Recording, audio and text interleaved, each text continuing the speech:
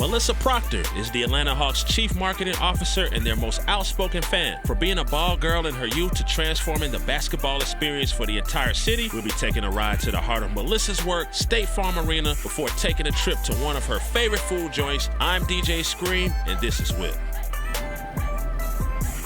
What's up, Melissa? How you doing? How you doing today? Everything good? Everything is fantastic. I'm happy to be here. Pleasure to spend this time with you. Tell us how you just got into the sport of basketball or sports just as a whole.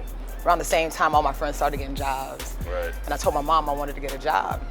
And she was like, sure, you can, as long as it's in whatever you want to do for the rest of your life. Right. And I had absolutely no idea what that really was at the time. And I was like, I like basketball, so I'm going to be the first female coach in the NBA. And she was like, all right, cool, go get a job in the NBA. Support, I like it. Kind of, sort of, but I don't think she really thought I was going to do it. Right. So she played me a little bit, but ultimately I said, okay, I started writing letters and doing everything, calling the folks at the Heat. And one day I got put on as a ball girl. Nice. When the day that I turned 16, I had bugged my dad for a new car from the time I was like 12. And I wanted a red cabriolet.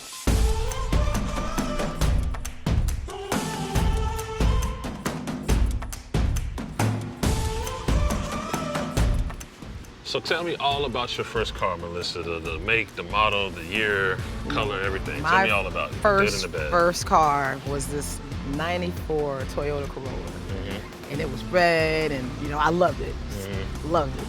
But it had so many issues. It was like super slow. Now these days, no power locks, probably no airbags or anything for safety. But it was so hot in Miami in the summertime, so like if you wanted to get somewhere fast, you always had the AC on, but the car would go slower with the AC on, so I'd have to like turn it off as like a turbo boost to kind of get me where I needed to go. So Melissa, how has your perspective changed on everything? I mean, you started off on the court, right? And you're still here. Here we are.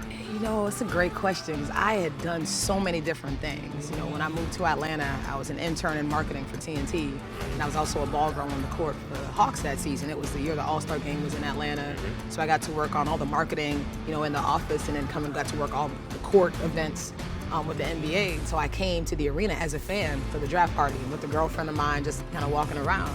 And one of my mentors that was a mentor to me when I was a ball girl here at the Hawks and working at Turner. He was the president of TNT marketing when I was an intern there. Ended up leaving to become the CEO of the Hawks. He said, I know you love basketball and you have a heart and a passion for branding, and I really need someone to come in and help me build this brand. Will you come in and just help? And so I started consulting, and it was kind of surreal because I remember coming to the games of the arena after that, and I'm like, I'm here again, not on the basketball side, on the court or hanging up uniforms in the locker room, but on the business side. It's a really exciting time for this organization, and I happen to be here at this point. So if it was 7 years ago or 8 years ago, at a different time when I got this job, it would be a very different thing. I believe everything happens for a reason. Does this bring back any memories? Does this look familiar? That is total throwback. Where did y'all find this? This is so crazy. Yeah. Tires, they look like go-kart tires now. Go-kart tires, they'll get you from point A to point B though. In the day. So we gonna check out my favorite spot in the ATL, Tassa Roti Shop. Come on in, Screen. Oh man, I think you might be too tall for this one. That might be a safety hazard for you. Yeah, I don't think this is gonna work. You want to switch? Hey, if you want me to drive, I'm happy to. Let's switch. All Let's right, try that out. So how does this make you feel? Like it has to create some type of nostalgia. Like here it is. This is the car that it all started with. This is so wild. And it's so funny, just the differences in even cars from then till now. Yeah. What does the future hold for you? I'm actually working on writing a book too, kind of completely separate. A couple years ago, I started a blog for my daughter. It's called From Ball Girl to CMO on Medium.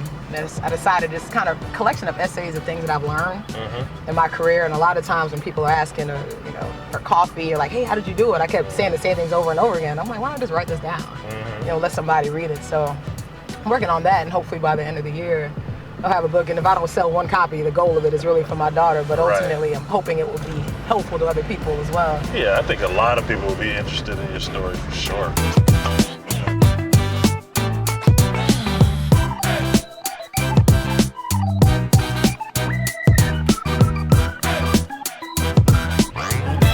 Okay, absolutely. We just worked up a sweat driving all the way from downtown Atlanta to Tassa Authentic up here in Marietta.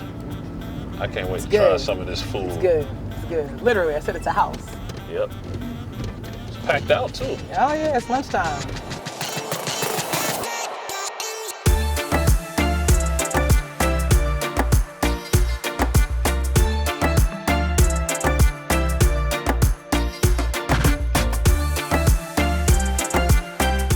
So yeah, finally, I guess give some motivation. There's so many young